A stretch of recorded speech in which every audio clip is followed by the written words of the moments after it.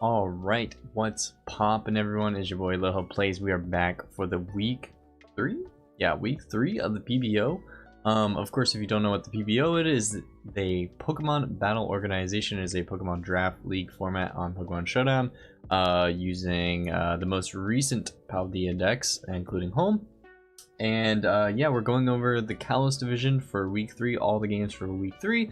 And of course, I am going to be showing off the games, then I'm going to be reviewing the games, trying to understand the mistakes that some of the players made, and see if they can improve from this. Of course, these are all meant to be positive critiques and not in any way meant to be personal. So please do not take any offense if you are a player and I am critiquing the gameplay. So, without further ado, we're going to start off the rip with Santa Cruz Swadloons versus the Los Angeles Pelippers. The Los Angeles Pelippers are also the only team with a YouTube channel for the whole Kalos Division, and they are making super fire content, T-builders, as well as live battles, so you can understand what they're thinking while they're playing.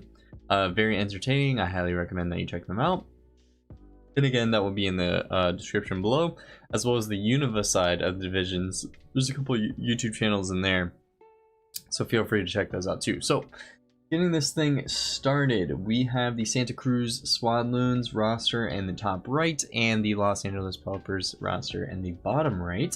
Santa Cruz Swadloons deciding to bring Tatsugiri, Florges, Kilowattrel, which is their Tera captain, with either Tera Flying, Water, or Ice, Swalot, Tinglu, and Meowscarada, while the Los Angeles Pelippers decide to bring Iron Fist, Grimmsnarl, Walking Wake, Torkoal, Cinderace, and Berserker. You'd love to see some good Berserker gameplay, so let's go ahead and get into it, and then we will do the review. Of course, make sure to check out timestamps throughout this video. So the lead is Tatsugiri on Grimmsnarl, obviously a scout on Tatsugiri to see if Grimmsnarl was going to go for Spirit Break. Grimmsnarl setting up a screen and then parting shotting out, while Swalot gets a huge Toxic on Torkoal because obviously you want to weaken the amount of times that Torkoal can set up Sun. Good switch in as well to go back into Tatsugiri so you can rapid spin the Rock's Way that Torkoal sets up. Again, Tatsugiri here is definitely scared of a Spirit Break, so scouting for that, while Grimmsnarl just goes for a parting shot. But the Tinglu is a very good switch in because of the dark typing preventing Prankster. And then we see the Los Angeles Pelippers going Walking Wake for a super offensive way of doing heavy damage to Tinglu and the Sun, showing Photosynthesis special attack. Hydro Steam is going to be doing tons of damage to that Tinglu, even if it is Vessel of Ruin. Unfortunately, the Tinglu also did miss a Ruination, which would have put Walking Wake back to 51%, so very unfortunate. I also feel like Santa Cruz, like, at least misses one Ruination, like, every single battle, and I'm pretty sure it's only 90% accurate, so they're quite unlucky in all the Ruinations that they go for. But we can see the switch, obviously, as Florges becomes a switch in, taking a 41% from a Hydro Steam is still not great, but it is going to wish up. And of course, Los Angeles Pelippers continuing to bring the pressure with Berserker coming in, and we can see Tera, Steel, Iron Head. This is also Steely Spirit, doing 76% to a defensive Swalot is absolutely insane. I believe also based on their video, this thing is choice banded, so that is crazy damage coming out from a Berserker. Swalot was supposed to be the defensive switch-in, but no longer is it that real defensive switch-in. Following this turn, Berserker is able to take a body press and then actually knocks out the Swalot at 81% is actually insane. Tatsugiri comes out, obviously wanting to go for the Surf, does decide to switch in Torkoal to set up back the Sun, then doubles out into Walking Wake. But an excellent prediction on Santa Cruz Swadloons, going for a Dragon Pulse, doing a clean 81%, but we do see a weakness policy is able to take out the Tatsugiri, as Florges is no longer a safe switch-in. With +2 special attack as well as Photosynthesis special attack, you're just getting absolutely murked by Hydro Steam, so you could freely Dragon Pulse there. Even if Florges did switch in, it's not going to take the Hydro Steam the following turn. And then we see Meowscarada coming in on Walking Wake because it does outspeed. And then, of course, Berserker, Los Angeles Pelippers decide to choose Berserker as the sack to the Flower Trick, and it does die, and we do see that it was choice banded. Then Grimmsnarl is going to come out, again setting up a Reflect. I think, again, Santa Cruz Swadloons going for a safer play of trying to scout to see if they had Spirit Break. But we will talk about, I think there was like, this was like the one thing that I didn't write down. In terms of review, you could also potentially Flower Trick there and 2-hit KO, but of course you do have to be worried about Spirit Break, but also you can predict Reflect, and your Flower Trick goes to Reflect. Okay, that's my only critique. This is just for battle, okay? We do see the Grimmsnarl go for a Parting Shot and then go out into Cinderace, and then Florge is actually showing Calm Mind. But with Cinderace in the sun, this Power Ball is going to be doing heavy damage, so of course Florges is going to protect to try to whittle down the amount of turns in the sun. And then we can see Power Ball doing 79% to a Florges, of course, and the sun's going to be doing heavy amounts of damage. Florges is going to go for a Wish Protect, basically scouting to see how much damage this thing can do. Doubles out into Tinglu, takes a decent 25% here, as well as the Reflect turns are weakening down. Cinderace going for a U-turn. And then going into Iron Hands on the Ruination, taking a clean 51%. From here, Iron Hands is going to go straight for an Ice Punch, which is a beautiful mid-ground play that hits all the last 4 members of the team.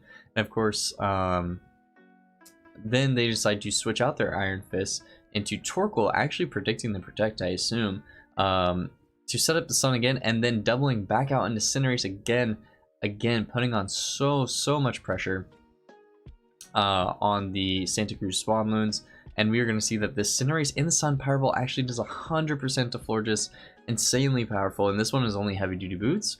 Then we see Kilowattrel come out, wants to go for a Volt Switch, pick up an easy clean kill on Torkoal. Again, now that Torkoal is done, there will be no more Sun. Again, Meowscarada coming out, and now we can see that Flower Trick is 2-hit KO doing 64%. Light Screen and Reflect coming out. I do believe we are going to see Cinderace come back in, threatening out with another Power Ball, going into Tinglu. Tinglu might be able to take, 34% is heavy damage, but the Sun is gone, meaning it can live one more, so Cinderace is going to U-turn out. Go out into Walking Wake, and it does die to an EQ through the Reflect from Tinglu, which is pretty impressive. And then Iron Hands coming out, going for a Drain Punch just to get a little bit of HP back. Then we're going to see Kilowattrel come out and just go strictly for Tera Blast. I'm not too sure why Tera Blast. It must mean that one of their Tera Blast options does not do large amounts of damage to Iron Hands. But we are going to see the Meowscarada come out for a Flounder Trick, and then Iron Hands actually live that through the Reflect, and then Drain Punch back all the way up to its health. Okay.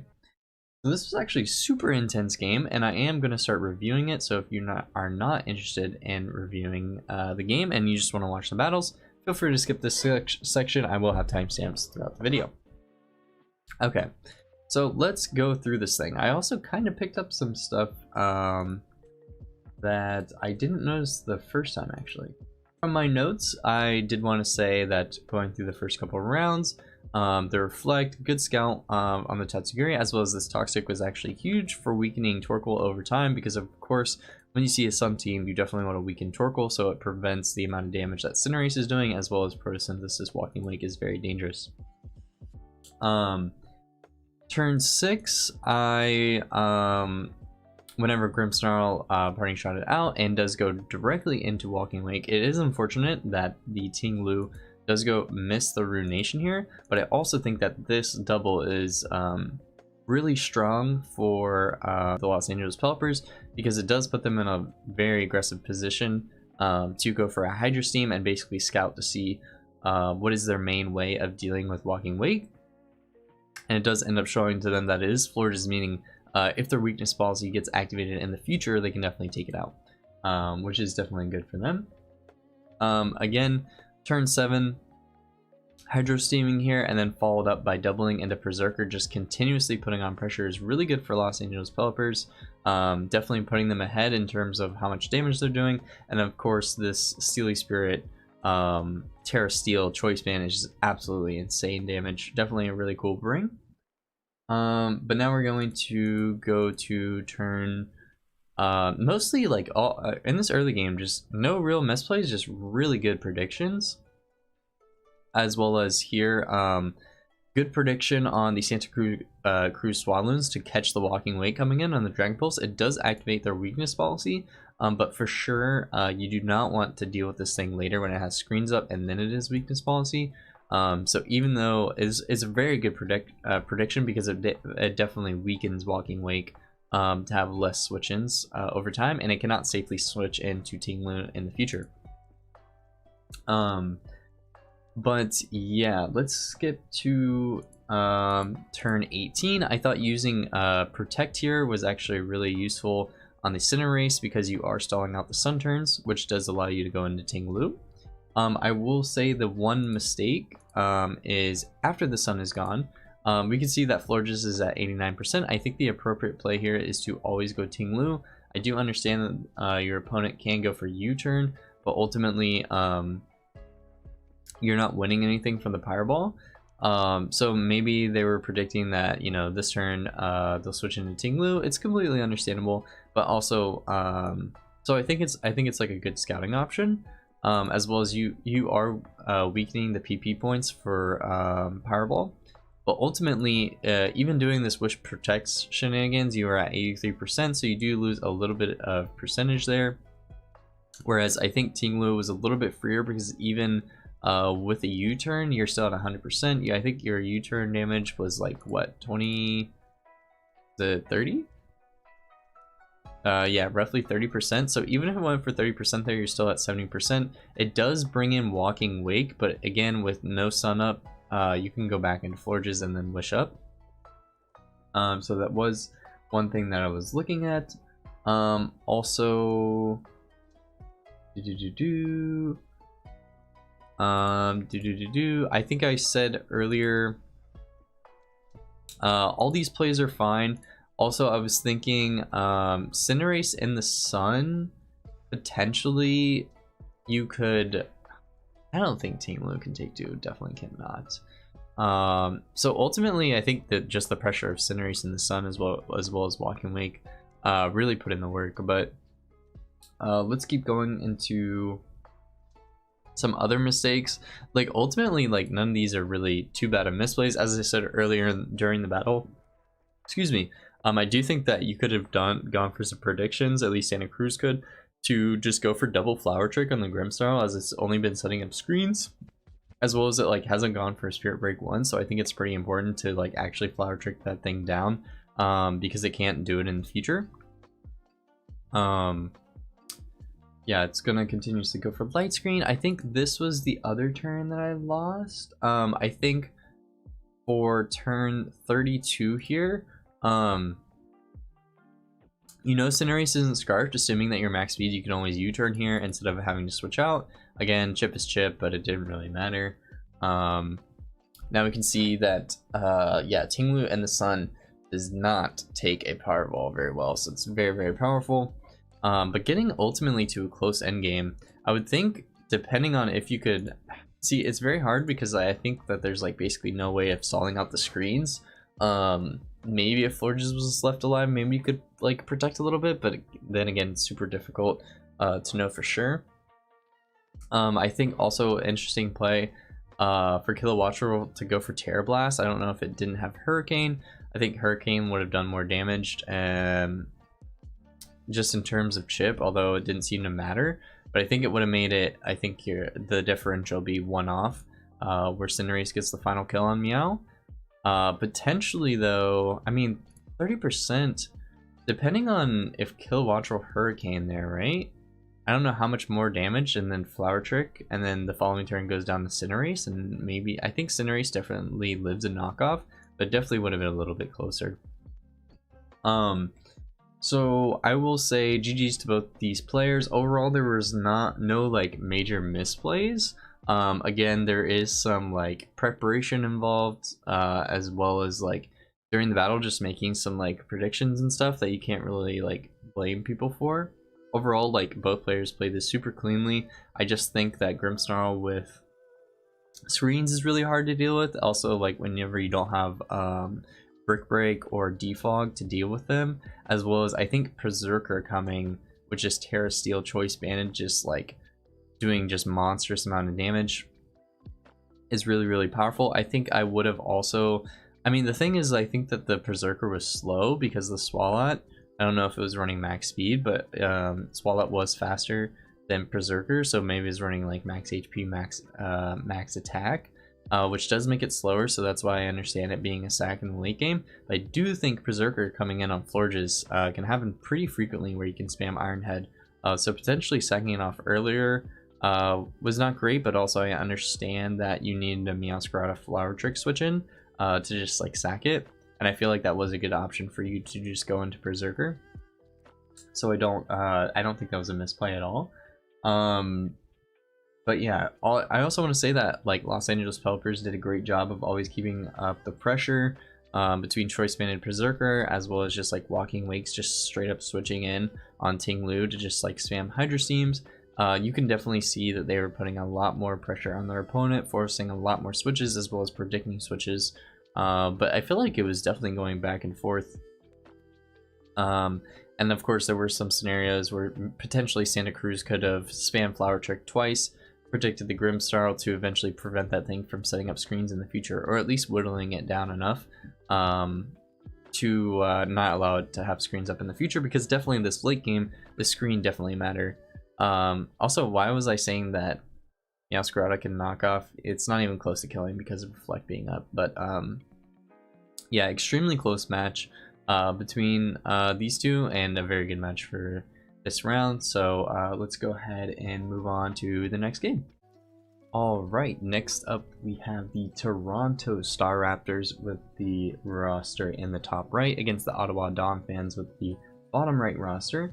The Toronto Staraptors decided to bring Dragapult, Toadscruel, Quagsire, Clodsire, Oricorio, the fire one, Lucario, Spidops, as well as Ottawa Donphans decided to bring Kingambit, Donphan, Arcanine, Stantler, Mimikyu, and Vaporeon. So let's watch and see how this battle goes. So Ottawa Donphans decided to lead off with Donphan, as Toronto Staraptors decided to lead off with Dragapult and immediately get off a U-turn into Oricorio.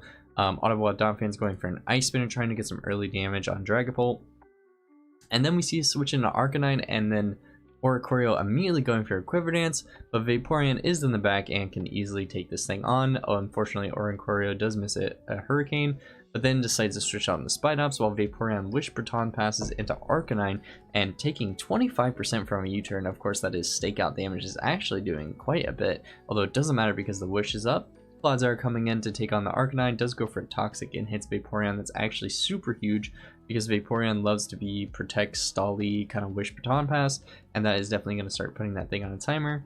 Clodsire going for an Earthquake and also an excellent prediction on the Protect and goes for Stealth Rocks. In comes in Donphan to hopefully spin away those rocks, while Clodsire goes for another Earthquake, getting some good chip on it. Oricorio coming back out on the Rock Slide from Donphan, actually taking out the Oricorio. Very nice prediction on the Ottawa Donphans part. Stantler coming out on the Toadscruel, ultimately showing Giga Drain here. We are going to see a Calm Mind from Stantler, but I don't think it's going to be enough because after Earth Power, it's still doing a clean 25%. Stantler does not have a good way of recovering back up, meaning it's going to be able to get these Shadow Ball chips and then ultimately sack itself. So Earth Power is going to go down here. Then Mimikyu is going to come out. We're going to see initially a Tera Steel into a Trailblaze to get some decent chip, as well as get a speed boost.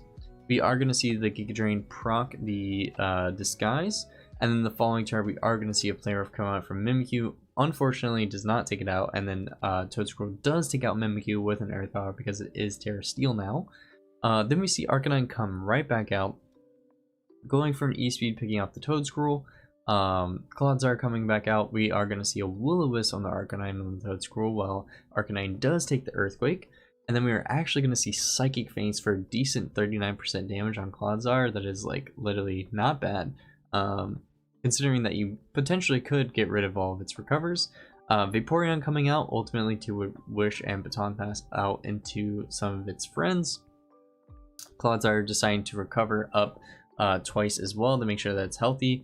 Doesn't want to take a Surf here for sure, but was basically scouting for the Surf just in case. Vaporeon just wishing and Baton Passing back into Arcanine, getting it all the way back up to full, which is super huge. We are going to see another double and a Clodsire, but a huge Psychic Fangs from Arcanine, definitely whittling that thing down and putting doing decent damage at 41%. Ultimately, it will run out of recovers eventually. We do see Dragapult switch in on a Psychic Wings as well, and then Kingambit coming in on the Dragapult actually. Dragapult going for a substitute, ultimately going for like a Will-O-Wisp strategy here. Does catch the Will-O-Wisp, but Kingambit is able to break the sub with Katal Cleave. And then the following turn, we're going to see Dragapult U-turn. Oh, sorry, I thought it was a U-turn, but it's actually just a hard switch into Lucario to get the Justified boost and get up that +1. Now Vaporeon comes out, unfortunately, as a sack to ultimately get back up into Arcanine to get that -1 drop. So Lucario is back at neutral, and then Ottawa Donphans switching out while Lucario decides to Tera Fairy, go for an Earthquake, does decent damage, and ultimately Donphan is being sacked here to get another Intimidate off on Arcanine. Ultimately, we can see that Lucario is going to spam Extreme Speed, trying to get that last little bit of damage out before it dies. Arcanine does go for a Will-O-Wisp to even reduce further the amount of damage. And we can see Arcanine take out Lucario here with a Flare Blitz. Let's see. Following this, Dragapult does decide to come out, is able to go out for a Hex, and of course Arcanine can't go for Extreme Speed there because it is a Ghost type, but we do see Supreme Overlord with Kingambit coming out, and we can see that Dragapult is actually buying some turns by going for some substitutes so it can weaken the amount of damage that it has. It most likely has Dragon Darts or Hex, but both are not enough damage to take out Dragapult or Kingambit from this range. So we are going to see some substitute stalls, but then a U-turn out into Spidops. Spidops able to take a Katal Cleave pretty decently at 45%, and then we see a huge first impression doing some amazing chip, and then followed up by a Sucker Punch to take out the Spidops. And then we can see Kingambit at 15%, actually going to Katal Cleave and take out the Clodsire as well. And then we see in the final turns, Kingambit with 9% left against Dragapult. Still enough HP to substitute here, so we are going to see some mind games, whether Dragapult is going to just ultimately go for a move, or whether it's going to sub up. And we do see the Sucker Punch come out from Kingambit, and it actually was a substitute on Dragapult's side. So a huge 50-50 there, because essentially if it wasn't, I do believe it would have died to a Sucker Punch if it went for U-turn there, as well as if they predicted the substitute, they could have Katal Cleaved. Dragapult would have been at 1 HP. Kingambit still would have had, or I guess not 1 HP, 7%, while Kingambit still had like 3% left, and then it could have tried to Sucker Punch another 50-50 the following turn. But yeah, very close game with literally Dragapult being held on by 7% in that end game. An insanely close game. Only a 1-0 by Toronto Staraptors, and this felt like a very close game indeed. Again, we were about to go into the review of the match, so if you want to skip ahead to the other battles, feel free, but we are going to straight up dive right in. So I have some notes here. Again, early on, immediately going for the Dragapult play, U-turning out is totally fine. Going into Oricorio is totally fine as well. But I do feel like here in this situation when Oricorio just straight up goes for a Quiver Dance, you do need to be wary that Donphan can Rock Slide, as it did show later in the game. Because if Ottawa did decide to stay in there and say, hey, I live at least one Hurricane, I live at least one Revelation Dance, then your Oricorio would unfortunately be dead for no reason.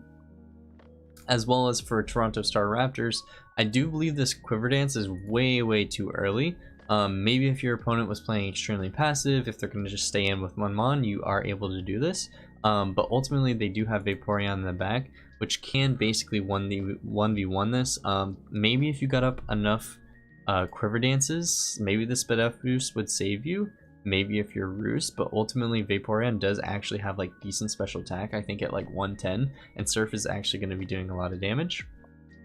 So maybe if they don't have Surf, this is definitely an option that you can pursue like later in the match, but you definitely need to scout for Surf, as well as Quiver Dancing up that early. There's no way you're sweeping there, unfortunately. And then the following turn, when Arcanine, the Ottawa Donphans decide to switch out their Donphan and go immediately into Arcanine, it's actually way better for them to go straight into Vaporeon, because you don't have to deal immediately with the repercussions of potentially getting hit with a Hurricane, like a +1 Hurricane. You can just go straight into it, and then 1v1 it with Surf. So that's a way better option for the Ottawa Donphans. For For turn 8, I did want to say that the Clodsire prediction going for a Stealth Rock on the Protect was actually super big and a really good prediction. Following that, the Ottawa Donphans actually going for a Rock Slide on the Oricorio was also another amazing prediction for this game.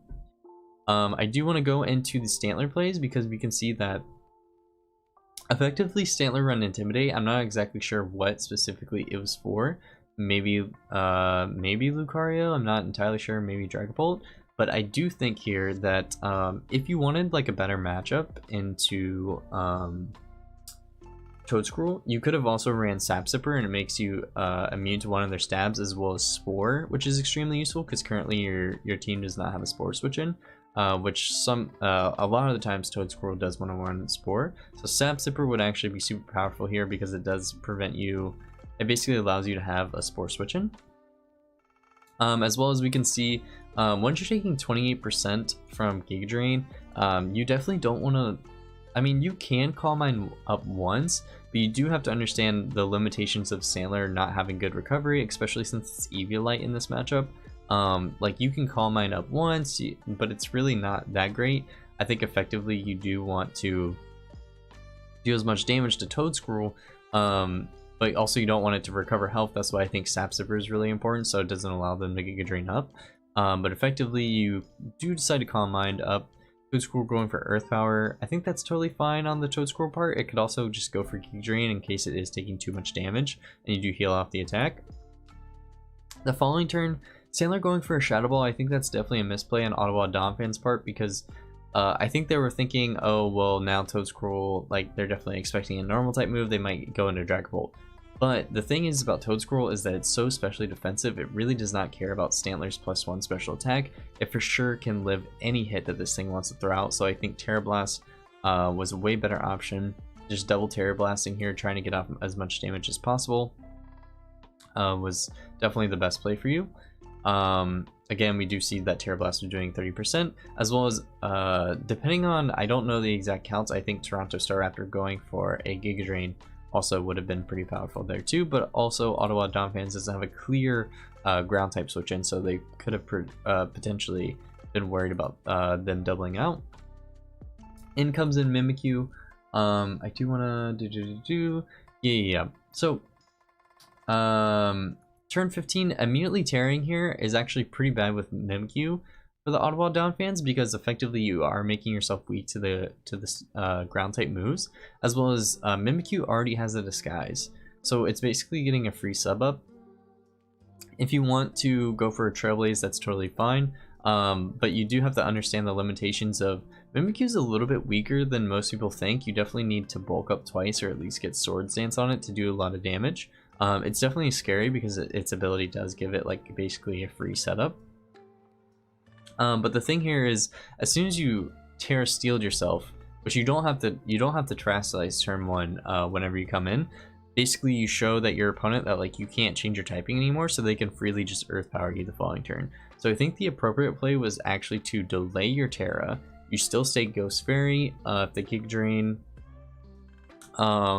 your disguise, that's totally fine. And then the following turn you Tera Steel on the Giga Drain, so then you can so you would still get the Trailblaze, they'd pop your disguise, and they don't get any health back from popping your disguise either. So you're still Ghost Fairy, and then this turn you Tera Steel to hit the Play Rough, and effectively you can still live a Giga Drain here because it is now resisted, and they don't know that you're Steel, and they wouldn't go for Earth Power. Although it would be a good mid-ground play for them to go for Earth Power, but effectively, more than likely, if they Giga Drain the first turn, they might Giga Drain the following turn. But yeah, we do see that slight inaccuracy there. Definitely a misplay, but it's okay.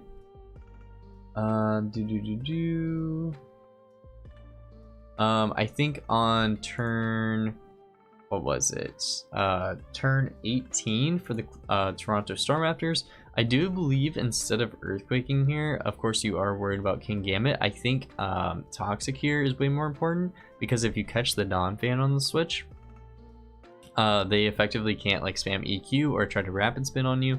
they will slowly get chipped down during the game, as well as effectively if you toxic the Arcanine, that's super important. Of course, the worst case scenario is that Vaporeon comes back out, but I think effectively you can still do some Earthquake recover shenanigans, as well as you can potentially switch out and do some more damage with Lucario. I think potentially here, instead of Arcanine, I mean, I think the Arcanine Will-O-Wisping here is fine, but ultimately, this Psychic Fangs is super cool in Arcanine as well, but ultimately you do have Vaporeon in the back, which can wish Baton Pass up all your mons. So like if your Donphan is weak, you go in Vaporeon, Wish, and Baton Pass up to get them healthy. You are toxic, which is a little bit scary, but also you can 1v1 this Clodsire with Surf. It is going to be able to do decent damage to you with Earthquake, but I think ultimately you can win the 1v1, but it is going to be close with the toxic damage. And we do see eventually Vaporeon coming out here.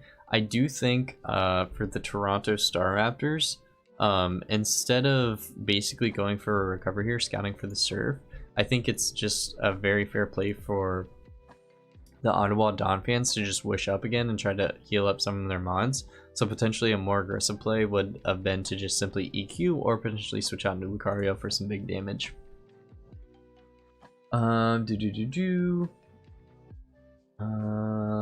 Turn 22. Is it slower though? Is Vaporeon slower? I don't think it would be. I think. Oh yeah. Here, this turn. For the Toronto Staraptors, I know this is a hard move to make because it can Vaporeon can just freely surf here, but also like the toxic damage could still rack up. And I get being afraid of surf here definitely makes sense. But also another good play is like if you think that basically their Arcanine is so weak that they definitely want to heal up their mons, you can actually toxic to predict the Baton Pass on the surf the following turn. And it's a really strong play because it basically puts the other guys on timers. And yeah, Vaporeon doesn't want to stay in too long because of the toxic damage. Because it definitely does want to wish Baton Pass up its teammates. But it's definitely a hard prediction to make. And I do believe for the rest of the game, everything else is totally fine. I will say you definitely want to keep your mons as healthy as possible. Vaporeon definitely wants to wish and protect back up at some point, so definitely finding an opportunity for that is really important. I also think Arcanine here could honestly stay in and Psychic Fangs Dragapult here. Again, like you are worried about Dragon Darts. You're also worried about like Clodsire in the end game, but it's honestly like super low health that most of the time everything will outspeed on your team and kill it. I think that was also like another misplay here for the Toronto Staraptors, allowing their Clodsire to just take one Psychic Fangs into another. You definitely recover there because you obviously live off the Psychic Fangs damage. And like this Earthquake really isn't doing much. You definitely would probably want to go for Toxic here, but effectively you want to recover up the damage that's doing with Psychic Fangs. Since it's only doing 41% and recover gives you 50%, you're definitely winning. You're gaining some health back, especially since you have leftovers. By the way, you should definitely be running Black Sludge instead of leftovers if you're ever doing this, because like trick stuff, Black Sludge is just always better, even though it's the same leftovers recovery. It's just like theoretically better if you're ever tricked. But yeah, here I think something that's interesting is Arcanine. I mean, I guess you don't really know the set yet, so maybe you're scared of like Draco Meteor as well as Ghost type moves. But seeing the substitute is totally fine. I think something that's really interesting here is like Katal Cleave can break the Dragapult, and you can see the set of like U-turn, sub, Will-O-Wisp. The last move is either Dragon Arts or Hex. So Arcanine actually doing Psychic Fangs damage is actually pretty powerful against Dragapult because it does break the sub, as well as you probably live one Hex. So it could be important to keep Arcanine for later in the game. Could switch in on Toronto Staraptors to get this +1. I think all this was fine. I don't know if necessarily like sacking Vaporeon is the best play here. It's definitely kind of a hard call. Because like I think I'm not entirely sure. Like Arcanine's definitely useful. It's really hard because basically all these mons are useful. But I do understand it, of like trying to get this -1 in. I haven't really thought about like whether this is like the appropriate order, because I think Donphan, I'm not entirely sure, but Donphan at even if Lucario at +1, it is Life Orb. It's probably close to kill at like what, 50%? What did it kill? If it's at 62? I don't think so, right? Yeah, 42.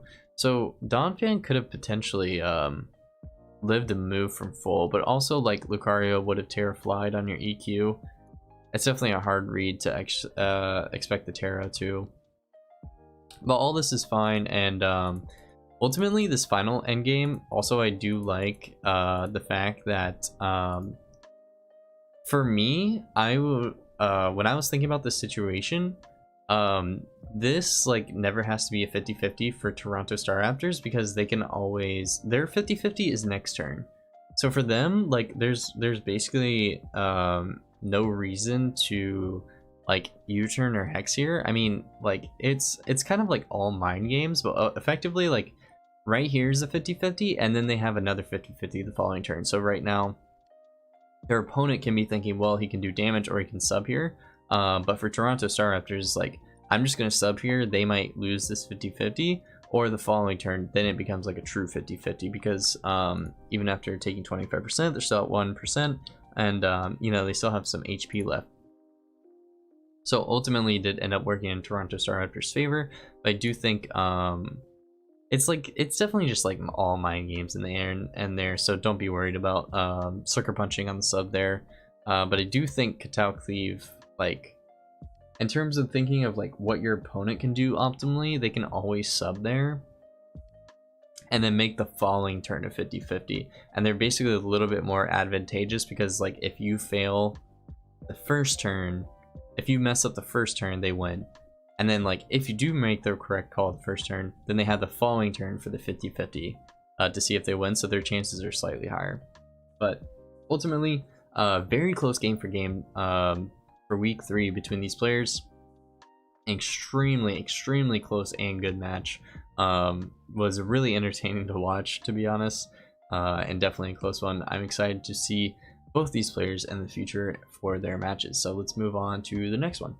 Alright, next up for the matches, we have the Pittsburgh Scizors against the Sonoran Pikachus. The Pittsburgh Scizors have the roster in the top right, while the Sonoran Pikachus have the roster in the bottom right.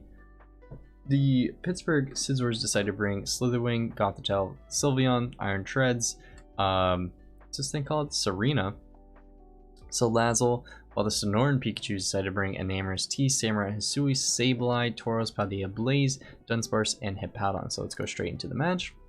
Sableye is the lead, as well as Serena is the lead, forcing a switch out immediately into Tauros to get the Intimidate off, while Serena gets off a decent chip with 23% of a Play Rough.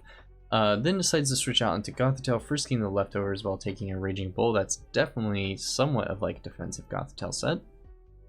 And then a good protection on the Gothitelle as well, catching the Thunderbolt onto the Samurai Hisui, doing amazing damage at 64%. And then the following turn going out into Hippo, predicting another Thunderbolt, but we do see a immediately switch into Slitherwing, and then Tera bugging, doing half with U-turn, which is insane on the Hippowdon.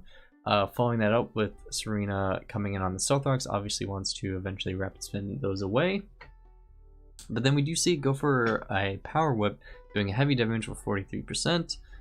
Then going for another one, doing another 29%, and might be Choice Banded, to be honest, but it does die to a Mystical Fire from Enamorous T.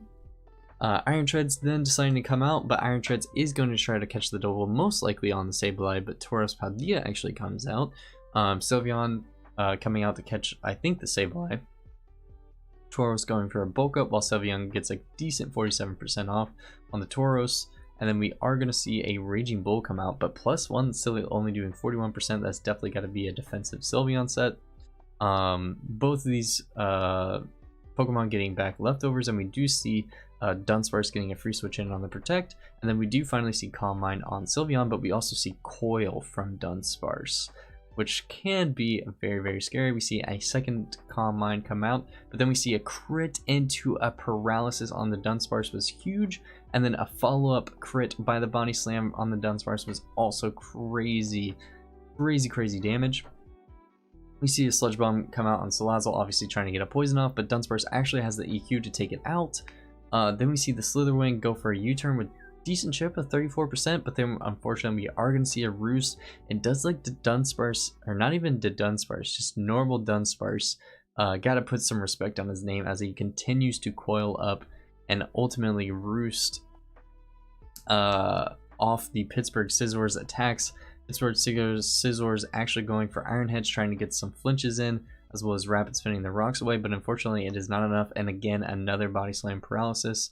It is Serene Grace, so it is like 60% chance, but you gotta say it's definitely a rip from here. Unfortunately, unless Pittsburgh Scizors gets extremely lucky with flinching, it definitely looks like this DUNSPARCE might have it in the bag, but potentially if there was any hope, the Slitherwing might have close combat, but it doesn't look like it from this point. So we are going to see DUNSPARCE basically clean up this battle between just spamming Body Slam on the Gothitelle as well as the Slitherwing. But yeah, definitely put some respect on DUNSPARCE's name. That Eviolite, oof, Coil Roost Eviolite just does no damage. Look at that U-turn.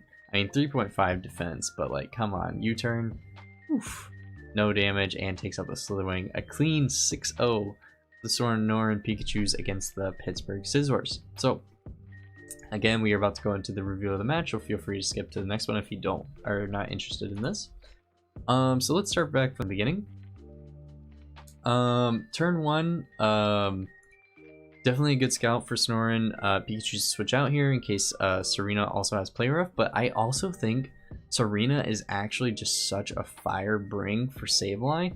Because it has Queenly Majesty, Sableye can't go for any of its prankster moves, as well as like if Sableye ever wants to come in on Serena rapid spinning, yeah, it prevents all the prankster moves with Queenly Majesty, and then you can also play rough it. Unfortunately, I think this one was choice banded, which is like okay, but I think you want the option of being able to rapid spin while Sableye can't block your spin, because then you could threaten it out with a play rough. You see a good switch in going for Tauros here. Gothitelle coming out, a good prediction for the Pittsburgh Scizors, getting off a huge Thunderbolt there. Let's see, excellent double for the Scizors as well, assuming that something will switch out, that they can live a Ceaseless Edge. Good U-turn from the Slitherwing as well. Stealth Rex being set up. This is exactly why I was like earlier. I think it's nice to have Rapid Spin on Serena, but obviously Treads ended up having it. Ultimately there, you don't really feel threatened for Hippo to go for EQ on Slitherwing also. So I think it might be a little bit safer to actually go Treads there, but if you wanted to immediately get up the spin, but I think here you're definitely trying to get some damage. Trying to go for the Power Whip. And again here, I don't think it's like necessarily appropriate to sack Serena yet. I think it still definitely has some uses versus just spamming Power Whip here. But then again, it's like, who's your switch in? Maybe Sylveon, but then you might lose the Calm Mind War. But potentially you could go Salazzle as well, depending on if you're heavy duty boots, and then start spamming Sludge Bombs. Then it might be, what is it, Tera Steel? I mean, it's definitely ground, right? But at least you can spam fire type moves on it, at least for neutral damage. But then do you lose the Calm Mind War? I'm not entirely sure. But yeah, ultimately I think losing Serena here is kind of a rip. I think you had some options to at least switch around. Definitely have some least value members like Gothitelle on your squad that can definitely take a hit. And then it can even go for a Thunderbolt on the Enamorous, but yeah, I did like this play of going for the double, having Treads in and ultimately doubling the Sylveon to try to catch the Sableye on the switch in. But I also think Tauros was a really good middle ground play of like intimidating the Iron Treads. More than likely it's not going to EQ onto the Enamorous. And like if you think about like Hippo coming in, most likely you're going to want to go for Iron Head. Well, you would want to EQ everything basically except for Enamorous, but I do think it was a good switching because you are getting an Intimidate off. More than likely you can live one EQ. Do see a bulk up here, but it doesn't matter. I will say the worst turn I feel like is this turn when Sylveon's Calm Minding. This crit paralysis is actually insane. Doing that much damage as well as I believe with this follow-up turn of the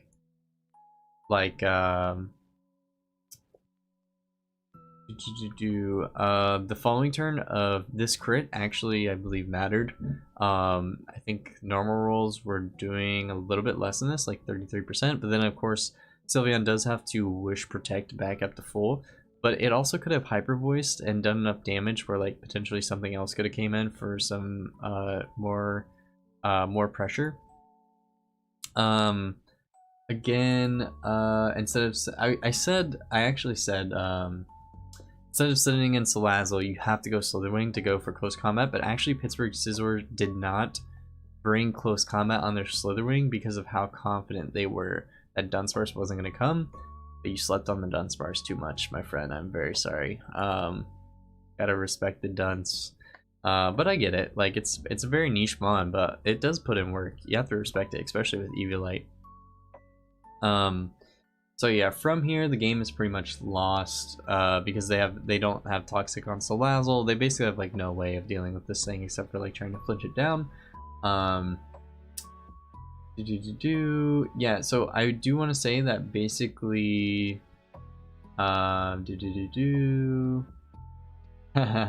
basically wrote like a million times you should have gone for close combat, but then I did read the chat that you didn't have close combat. So yeah, I think for this match, it was definitely just too hard of a read on the prep of not bringing close combat on Slitherwing. It's just an extremely good backup for Dunsparce in case this happens, or at least you have to have Toxic on Salazzle for the Dunsparce so this doesn't happen to you, because Dunsparce is a threat. You do have to respect it. And yeah, I just wrote major downfall being not giving Dunsparce the respect he deserves. So yeah, that's pretty much it for this match. Really not too many mistakes. It's just, I think it was just like a slight error in prepping. Never count out on what your opponent can bring. Of course, there are mons that are bad for the matchup, but effectively, if they do end up bringing them on and your team is not versatile enough to deal with it, then I think your prep might have been off. But definitely GG's for both these players. Dunsparce coming through for the Sonoran Pikachus. Definitely a threat that people have to watch out for the future. So let's go ahead and move on to the next game. All right, next up we have the Mojave Cacturnes with the team roster in the top right against the Las Vegas Corviknights with the team roster in the bottom right.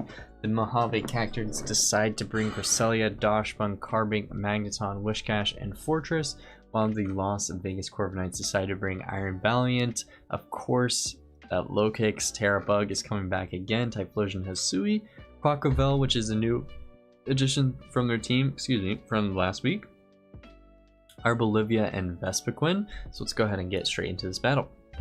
Vespiquen is the lead, while Fortress is the lead for the Mojave Cacturnes. Vespiquen is going to double out, hopefully predicting that the Fortress will set up hazards, and does decide to. Typhlosion would ultimately get walled by Dachshund, so it was definitely a good move for the Typhlosion to double back out into Quaquavel just so it can rapid spin up on Dachshund. Dachshund does come out and decides to go for a Wish, and then a U-turn out from the Quaquavel so it doesn't take any necessary play rough damage. Vespiquen comes out, takes the play rough pretty cleanly, I might say, and more than likely, I believe it goes for Toxic Spikes here. On the Carbink as it comes in, as well as Vespiquen has Toxic as well, so double Toxic to really weaken down their opponents. Carbink setting up an Iron Defense here, and then following that up with a Trick Room does force out the Vespiquen, threatening a Power Gem, but then Carbink does decide to switch out into Fortress, and then Arboliva is going to Leech Seed Protect and kind of stall out this Fortress again. Fortress is going to go for the Pin Missile, but does have a safe the Las Vegas Corviknights do have a safe switch in, but a good prediction on the Mojave Cacturnes to go for a Volt Switch on the Vespiquen switch in. Vespiquen predicting Magneton to go turn into a ground type and went for Toxic, or potentially Magneton being slower that they Volt Switch into something that can take a Toxic. Vespiquen does get Thunder Wave from the Magneton, and the following turn does get Paralyzed. Fortress setting up another Toxic Spike, while Arboliva goes for a Leech Seed, and then another Toxic Spike being set up by Fortress. Quackville unfortunately is able to freely come out on Fortress because it's doing no damage with Pin Missile, and is going to effectively rapid spin those Toxic Spikes away, so a little bit of a lost cause for Fortress setting up some Toxic Spikes there. Crest coming out on the rapid spin, and then Quackville going for another clean U-turn out into low kicks, predicting the Psychic type move, but Cresselia does decide to go in for a Trick Room. And then first impression low kicks doing 46% to Fortress is insane. Does have Protect to kind of stall out the Trick Room a little bit, while Fortress is trying to go for some Gyro Ball decent chip here. Does not do much to Vesquin at all because it is naturally slow, and does allow Vesquin to roost up the following turn while Fortress does get a Volt Switch off. Magneton then decides to come out. It is now faster than Vesquin and can kill with a Volt Switch. Wishcash does decide to come out. Arboliva comes out on the Wishcash, threatening it out, and Fortress is the sack, taking a Leech Seed and then dying. Cresselia does decide to come in and go for a Thunder Wave, while Arboliva continues to try to Leech Seed and really put a lot of chip on all of Mojave Cacturnes' team. Of course, there is going to be some paralysis hacks here, but effectively Arboliva is just chilling, doing a clean 32% to a Cresselia. Like, that is a bulky Cresselia. This has to be at least max special attack. Arboliva does get a decent chip off with the Energy Ball on Magneton as well. Magneton trying to get some chip off for 35%, but then Arboliva showing off Earth Power on Magneton is absolutely crazy. Arboliva even taking an Ice Beam from Wishcash and then following up with a Leech Seed. But Dashbud is going to come back out on the Protect, as well as, I mean, it had an Energy Ball. I feel like Energy Ball was a little bit free there, but Leech Seed, Protect is totally fine as well. Again, everything is having problems taking down this Arboliva, but we do finally see Body Press from Dashbud do some good damage, hopefully able to do another good round of damage, and then hopefully, but Arboliva continuously harvesting up its Citrus Berry. This Arboliva is actually a lot more powerful than we expected. We do see a lot of Wish protecting on the Dashbun, but it is getting weakened by poison. So effectively, these wishes will eventually go away. Typhlosion actually coming out, which is very interesting. Deciding to go for an Infernal Parade for double damage on Dashbun being poisoned. Quackville does decide to come out on the Wishcash, successfully predicting the Stealth Rock so it can go for a Rapid Spin the following turn, and then does proceed to take an Earth Power. Following that up, Quackville actually goes for a Wave Crash and actually picks up the KO, getting a Moxie Boost as well.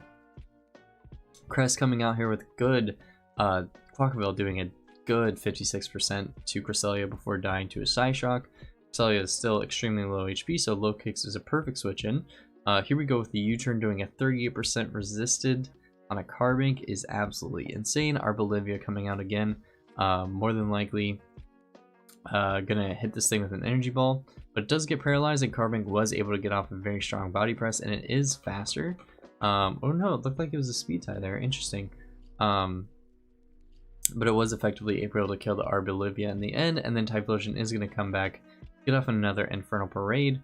Dashbun is the necessarily switch in here, but we can see Infernal Parade doing a good 76% to that. Oof, that thing is not taking it at all, as well as Cresselia dying to another Infernal Parade as well.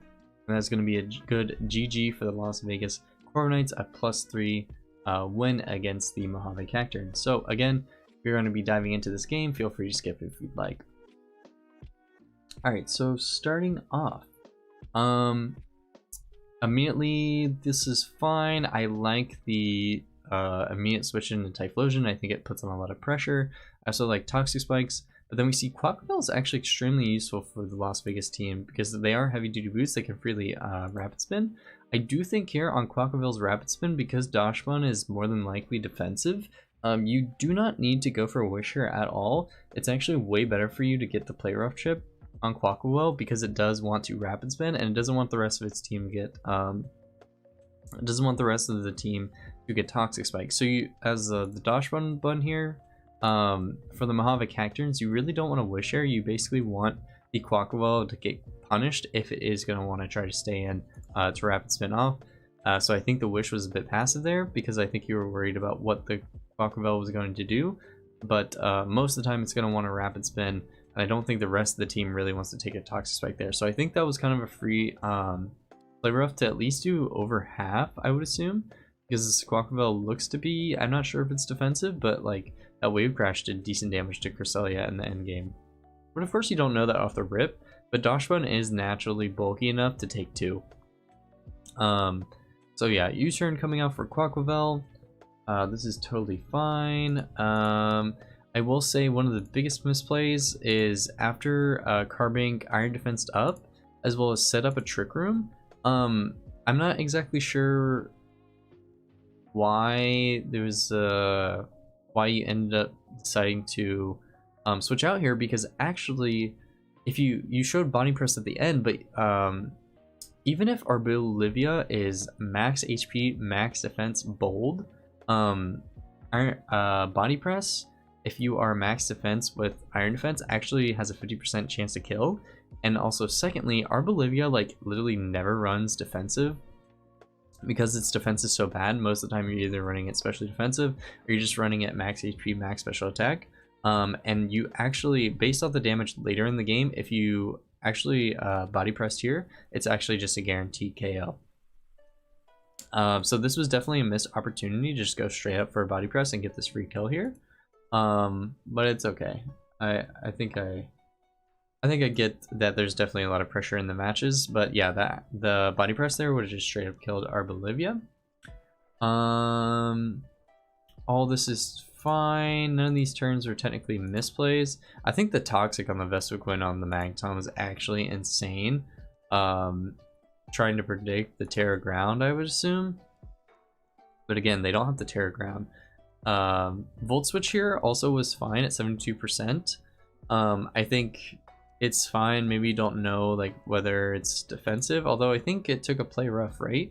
So based off the play rough damage, you could calculate how much your Magneton does. I assume it might not have Thunderbolt. Maybe it's like Flash Cannon. We already showed Flash Cannon, so is it Terra Blast? And then maybe you don't have Thunderbolt. Maybe you only have Volt Switch. But if you did have Thunderbolt here, it would have killed. But it's totally fine as well. Oh, I just started over. It's fine. We'll go to the my next comment. I felt like there was stuff that I caught in the game that looked like misplays, but now I'm like kind of forgetting them. Like besides the notes that I already wrote down, but it's totally fine. Yeah, sorry, it's getting a little bit late at night for me, but the next misplay I will say is most likely turn 21. So Fortress here kind of has a weird set. I like it works sometimes because you definitely want Gyro Ball for Iron Valiant. Volt Switch is good initiative, but also like if you're running the item of loaded dice, like it's definitely a cool item. But another item that you can run is also Rock Blast. It helps you catch the Typhlosion Hisui as well as the Vespiquen. But also like you're getting walled to Quaquaval anyway, so you're most likely gonna Volt Switch on it anyway. So maybe instead of Toxic Spike, another option, if you are gonna run loaded dice, you could run Rock Blast instead of Toxic Spike, or you could run a different item like Leftovers, because loaded dice is like, it's okay for Pin Missile. Like it's definitely not bad, but also if you look at their team specifically, they have a lot of resistances to Bug and Typhlosion Hisui.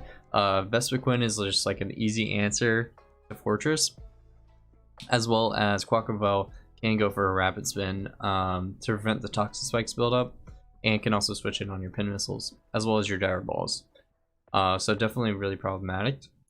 That was just like something that I thought during the game.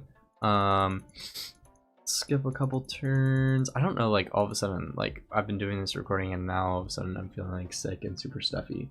But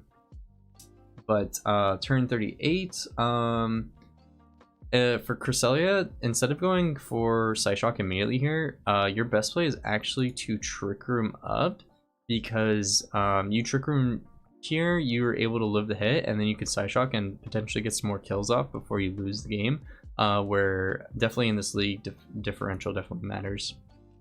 I know it's hard to like play like that, but yeah, like Donphan with Play Rough, as well as like you do have a Carbink with Iron Defense and Trick Room could probably do a lot of damage with Body Press, depending on what your final move is.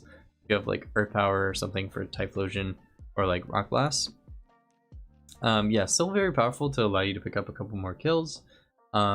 Also, turn 40 here, there's no reason to keep Cresselia because it dies to everything, as well as it's like extremely slow. Like Infernal Parade, Arbolivia, maybe you could find time to like recover on Arbolivia, but honestly between Leech Seed and like Energy Ball doing so much, you're not gonna live it. Especially when like Low Kicks is gonna want to come in on you, as well as Typhlosion Hisui, and it's just gonna spam Ghost Type moves. So I definitely think Cresselia there was probably a safer sack, so you can keep more HP on Carbink, so that it can take on other mons in the future. Next, yeah, this is just what I was saying. Based on this body press damage that you see here, you definitely would have one-shot it earlier in the game when you're +2 in Trick Room. And I think that's pretty much it. I also wanted to say that I think there was a discussion in the chat that like you were gonna instantly lose this game, but also I believe Donphans can 2-hit KO Iron Valiant because of how weak it is with Play Rough, and if your Donphans is defensive, I mean, potentially the Iron Valiant is mixed, so it doesn't really matter, but there are chances where Donphans can Play Rough and kill the Iron Valiant if it's a physical attacker, because most likely you can take 2, and then you can Play Rough it twice. That is one way of taking it down, by the way. But again, I do understand it definitely felt one-sided, as well as whenever the Magneton took the Earth Power and you didn't know that it could learn that as a coverage move. I didn't really know that either. That definitely can put you into some low spirits. But ultimately, major takeaways from this game: there was a miskill by Mojave Cacturnes. More opportunities in Trick Room also would have changed the course of this battle. It gives you a lot more opportunity to do a lot more damage. So I think obviously if you're going to bring Trick Room, make sure that you try to use it as best you can. Mojave also had a lot of trouble dealing with Arbolivia with Leech Seed stall between Leech Seed and Protect. It's definitely scary once you lose your fortress of like how you're dealing with that thing. I think that's just like learning what Arbolivia can do, and also just being more cautious of it in the future. That there are mons that can Leech Seed stall you and can be very problematic, especially after they set up a Toxic Spike. For Las Vegas, pretty well played. Toxic and T-Spike were excellent ways of chipping down your opponent overall, and just a very good game to both players. So yeah, that is going to be this game, and we'll move on to the next one. Alright, and for the final match, we have a newcomer that did replace, I believe, was it either Boston Bulbasaurs or potentially, yeah, I think it was Boston Bulbasaurs, but I think they switched out teams. Anyway, we did, unfortunately, again in the Kalos Division, it's very fluid in the fact that like some people, it's very obvious that some people will come, some people will go, so we do have a new team of the Jacksonville Jigglypuffs, which their team is in the top right, against the current Marble Falls being undefeated 3-0, wait, 3-0? No, 2-0, with their roster in the bottom right. The Marble Fall Miniors decided to bring Cyclizar, Glacier, Klefki, Electros, and Ursaluna and Tornadus T, while the Jacksonville Jigglypuffs decided to bring Jolteon, Scizor, Talonflame, Garchomp, Quillfish Hisui, and Misdreavus. Also, I really apologize if I sound gross. Like, literally actively recording this, I'm like getting sick, which sucks. So we are going to see the Electros lead into the Jolteon. Jolteon immediately going for a Volt Switch, coming in on the Garchomp, but Electros making an excellent prediction, immediately going for that Dragon Pulse to do some heavy damage.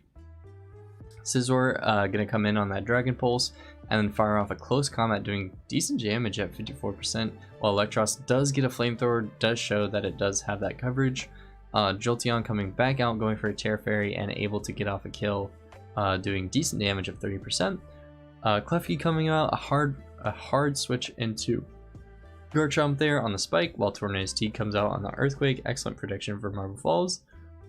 Does unfortunately miss a Bleak Windstorm, while Garchomp does get off a Rock Slide for heavy damage. Does decide to hit the next one, and then Rock Slide actually takes out the Tornadus. Next we have Cyclizar coming in. Jolteon decides to come out. Does take a big knockoff, so it's not going to be Choice Specs anymore. Klefki coming out again on the Terra Blast, takes a decent 21%. Does decide to go for Light Screen while Jolteon Volt switches out into Talonflame. I believe they're trying to defog away the screens and the spikes here, but actually just kidding. Flare Blitz 54% on a Cyclizar, and that's resisted damage. That is definitely looking like a choice band Talonflame. Again, Klefki coming out for 60% damage, but a Flare Blitz able to do 58%, which is actually insane. Also able to take out Klefki. But now we see that the screens are up for the final two sweepers. Let's see how it goes. Talonflame going for a Flare Blitz. Bulk up here on Ursaluna is definitely a bit scary. Talonflame going to go for another Flare Blitz to see if it can either crit or try to get off a burn, I assume. But we do finally see Substitute on Ursaluna, which is definitely scary for Talonflame, as well as the rest of the Jacksonville Jigglypuffs team. We do see Thunder Punch on Ursaluna. Mischievous deciding to come out and show Destiny Bond. Holy shit. But actually, Marble Falls went for an Earthquake. I don't know if that was a misplay or intentional. But then we do see Quillfish come out for the Intimidate, but it does not go through Substitute. So we are going to see another bulk up from Ursaluna here, while Quillfish does go for a Barbarage, but it does not break the sub. So definitely something really scary here. Unfortunately, the Quillfish does end up being sacked to an Earthquake. Garchomp coming out with 1%, tries to break the sub with Dragon Claw, does get a crit to make it fade away, but another Substitute coming out for Ursaluna as well. So it doesn't really matter. And then we can see even with Earthquake, it still does not break the sub. So it looks like Ursaluna is basically sweeping from this point. Mischievous actually showing Shadow Ball though. Earthquake again on Pokemon Masters, LOL, Marble Falls. Actually, I guess worried about the Destiny Ball in there, and then we can see from 4% that Mischievous does decide to Energy Ball again. Again, now there's just like insane Destiny Bond mind games going on here of whether Mischievous is going to go for the Destiny Ball at any one of these turns, but Jacksonville Jigglypuffs continuously going for Energy Ball. Again, even in the final seconds of the battle, Mischievous continuously going for Energy Ball. Glacier Swords Dance up once, scared of the Destiny Bond. Again, Mischievous going for another Energy Ball, taking it all the way down to 29% before finally Marble Falls goes for an Icicle Crash. And then we can see Jolteon come in, takes the spike damage, and does outspeed. Does it kill the Glacier? It holds on with 1%, and Glacier takes out Jolteon with a close combat. Insanely close game. Hello? Anyway, let's go ahead and review this battle. I have several notes. An insanely close match between both these players.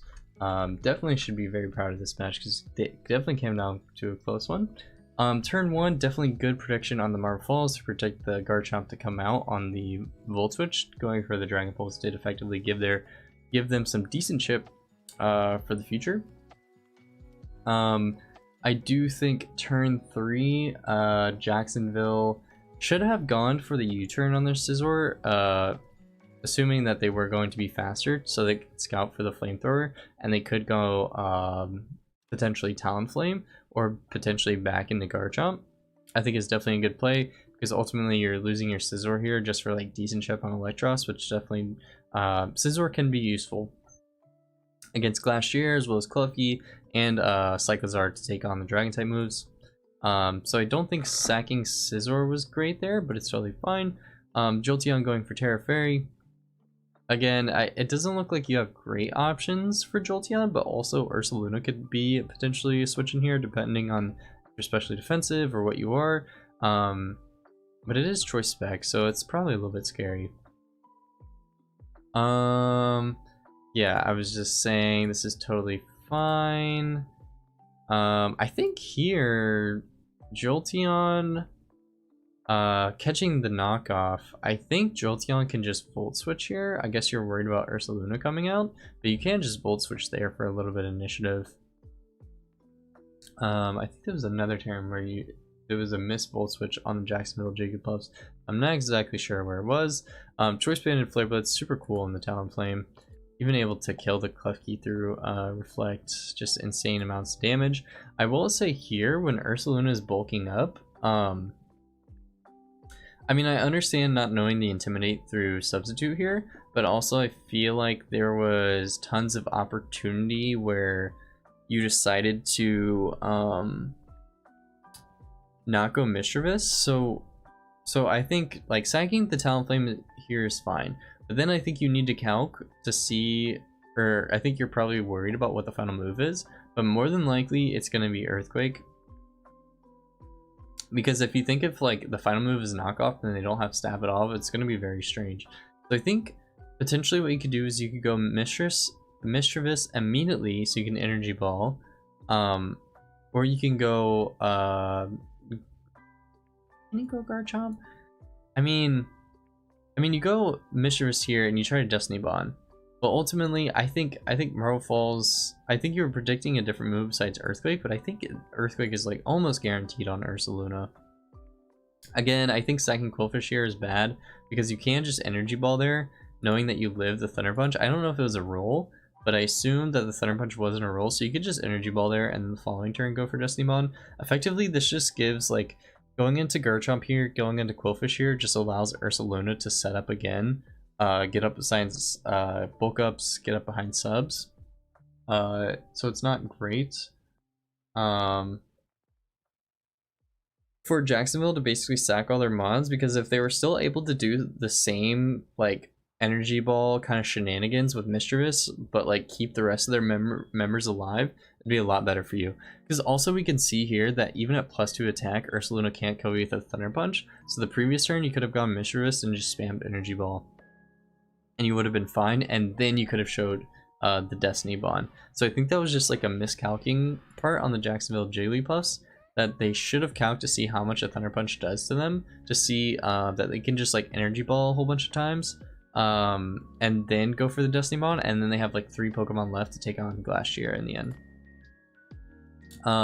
Also this double, like all this like mind games of like when to Destiny Bond is actually insane. Like this is just like such great plays by Jacksonville Jigglypuffs that like no matter what happened, they were just spamming Energy Ball, which is like the most like big brain five head level plays, because like every turn, if you're like, if I see my opponent and they're just hitting Energy Ball, I'm like, okay, this turn surely they're gonna go for Destiny Bond, so I'm not gonna go for it. And then you see Energy Ball again, you're like, holy shit, like this turn surely they're gonna have to go for Destiny Bond, like they know that I'm getting too low health.